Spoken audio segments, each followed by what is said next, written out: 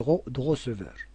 Si le numéro de receveur égale le matricule, on va laisser le matricule exactement le même.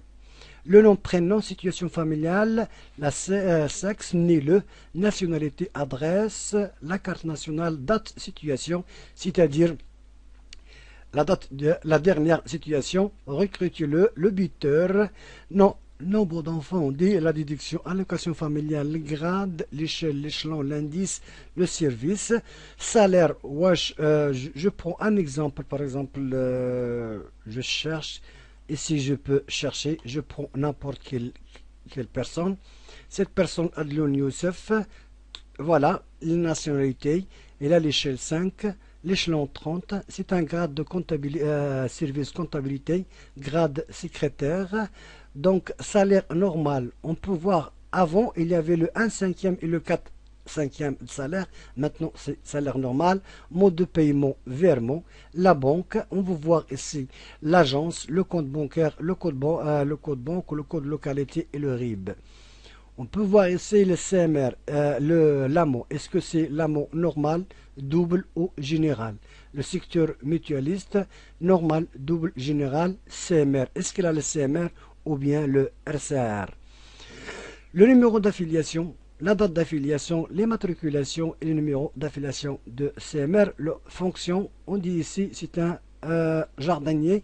Cette fonction, c'est cette fonction qui permet à la personne d'avoir la TPS. Ici, les biens. On a le salissement, l'encadrement, l'institution, l'allocation hiérarchique, allocation de technicité, indemnité compensatrice, indemnité de fonction et rappel en plus. Rappel en plus, c'est par exemple, cette personne doit une somme, on doit le mettre dans rappel plus. Pourquoi? Parce que le rappel plus ne se calcule pas.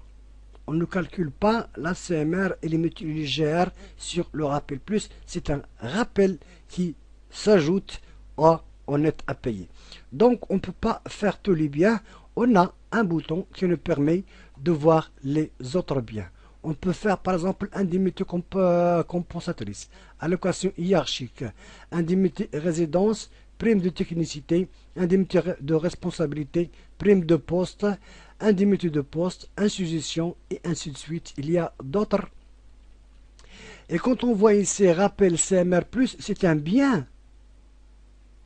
Donc, on le considère comme un bien parce qu'il s'ajoute au CMR.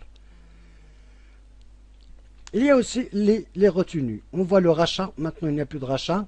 Date d'effet de rachat du haut. VSA du haut.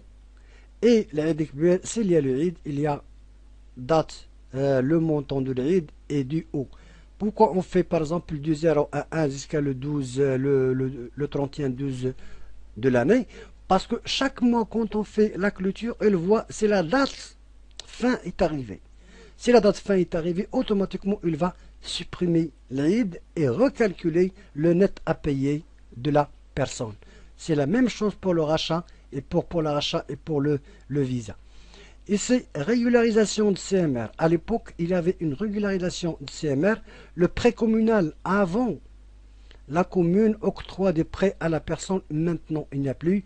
Les retenues d'hiver, on peut faire tous les retenues d'hiver. C'est par exemple retenue allocation familiale, retenue CMR, retenue mutuelle. Tous les retenues qui rentrent et qui se retranchent de net à payer. On doit le faire ici. D'autres